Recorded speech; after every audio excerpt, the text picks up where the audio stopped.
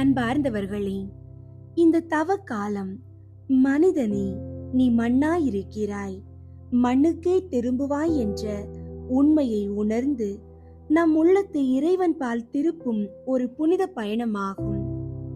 ஆடம்பரங்களை களைந்து நம்மிடமுள்ள அகந்தையை சாம்பலாக்கி தூய மனதுடன் இறைவனின் பேரன்பை தேடி செல்வதே இந்த நாட்களின் நோக்கம்.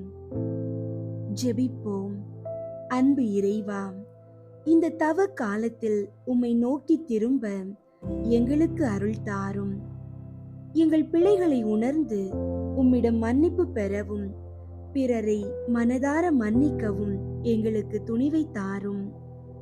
நாங்கள் மேற்கொள்ளும் ஜெபம், நோன்பு மற்றும் தர்மம் ஆகிய செயல்கள் எங்களை உமக்கு நெருக்கமான பிள்ளைகளாக மாற்றும் கருவியாக அமையட்டும்.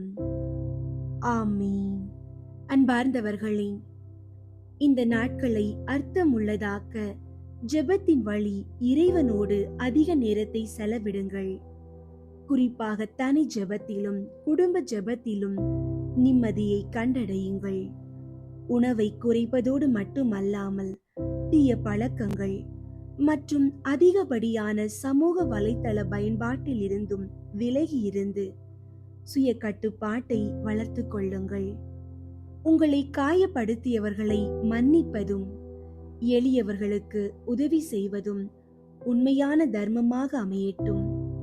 பாவ சங்கீர்த்தனம் வழியாக உங்கள் ஆன்மாவை தூய்மைப்படுத்தி இறைவனோடு மீண்டும் இணைந்து கொள்ளுங்கள்.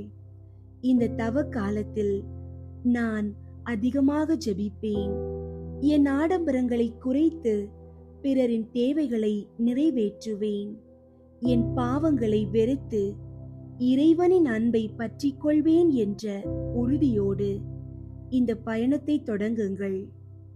இந்த புனித காலம் உங்கள் வாழ்வில் அமைதியையும் உண்மையான மனமாற்றத்தையும் கொண்டு வரட்டும். மண்ணிலிருந்து வந்தோம் என்பதை திருநீறு நினைவூட்டுகிறது. ஆனால் நாம் இறைவனுக்கே சொந்தமானவர்கள் என்பதை அவர் சிலுவை அன்பு உறுதிப்படுத்துகிறது. ஆமீன்.